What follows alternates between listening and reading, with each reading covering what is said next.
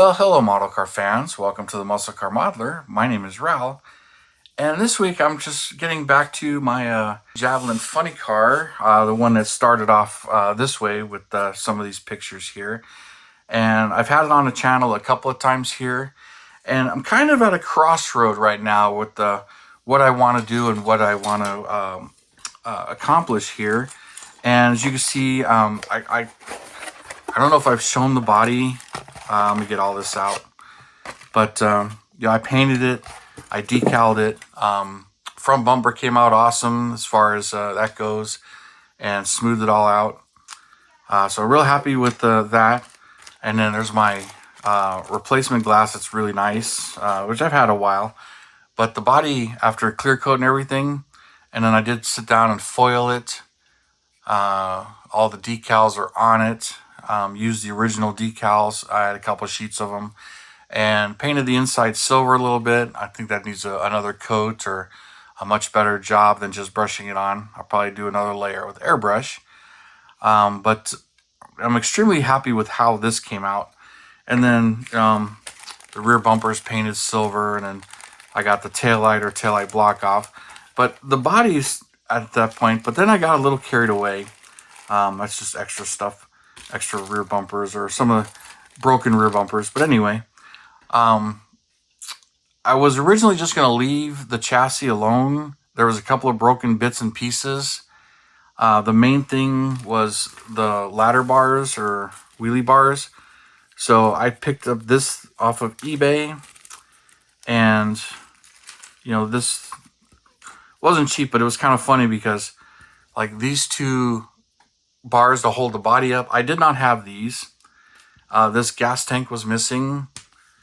So was this parachute, and there's the cap to the gas tank, and then these two ladder bars, which both of these were broken. So these were the two main things I wanted.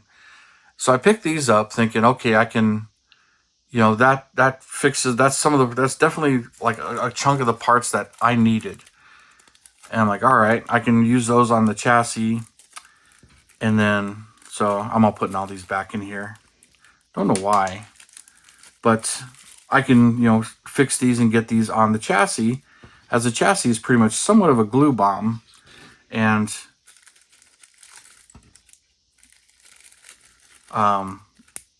it looked fairly solid. So, after trying to take this apart, the thing like was shattering. This, you know how some of this plastic can be, and this is the broken glass. And I'm like, all right, let's see if I can get some of those parts off of. Move that out of the way. Here now, this part of the cage, this piece is broken. And missing, so that went flying or wherever it actually went. So I'm like, I could try and recreate that. This isn't glued square. It's kind of glued off at an angle. So I'm like, all right, I can try and take this apart and redo it. Some of this actually came apart surprisingly well. I was amazed that the steering column, I was able to get the steering wheel off, the gauges off, and like here's the steering wheel. All of this stuff came off, the gas pedal. A lot of the chrome parts came off, but this rear axle assembly, this thing just shattered. And they're stuck in with the wheels. All of this is glued solid. I was having a heck of a time with this stuff, which I originally thought that none of this was going to be a problem. I was going to leave the whole rear end together, but I was trying to get the engine out. Wanted to redo the engine. So all of this stuff shattered. This has a broken piece off of it. This was broken before, and it's been glued together. It looks like at least one section, maybe two. This is the steering rod. The front suspension, you can see there's a pin there on one side, chunk of glue on the other side. The wheels were seriously busted, so I ended up, same seller on eBay that was parting out some of this stuff. I bought a set of the front wheels and everything, but I didn't get the front axle. So, there's still some more parts to get. And, I realized, it's like, you know what? I'm doing all this work and I'm trying to get this all back together, and I got this all back together. So while all of that is coming along, I had an extra one of these because this was broken. And then I'm like, all right, what about the engine? So took the engine apart. This thing was so many layers of red paint, but I managed to get all the paint stripped off. This cleaned up really well, to my surprise. Which this I definitely need to have. So I don't have a whole lot of engines. The pipes are good. All this chrome, all of this, the chrome itself isn't all that great, but I don't believe on these funny cars there are really all that much chrome on them. They're mostly like aluminum or magnesium. The hat. So I got all the parts for the motor. There's one part missing, but no big deal. And here's where my dilemma is all right, for what I'm spending on some of these dumb little things, like, I don't want to say dumb, on restoring a car. And originally I thought, the whole rear axle was not going to be an issue and it was not going to shatter and some of this other stuff break. But, I've shown you some of my vintage kits and some of my collection before, and I'm realizing, you know what? I keep telling myself, I'm a builder. I don't buy these to just to keep them. I plan to build them. So that's where I'll show you like one of my first kits. This was one of the first ones that I actually bought. To give you an idea, this was probably like 15 years ago. I bought this off of eBay, and I got it for like $100. It was like $110 shipped to my house. Which at the time felt like a lot of money. It was one of my first, but this is the 68 Javelin. And somewhat shortly after that, I ended up, it's got the decals, the notes, and the thank you from the seller. But I always wanted to build this thing stock.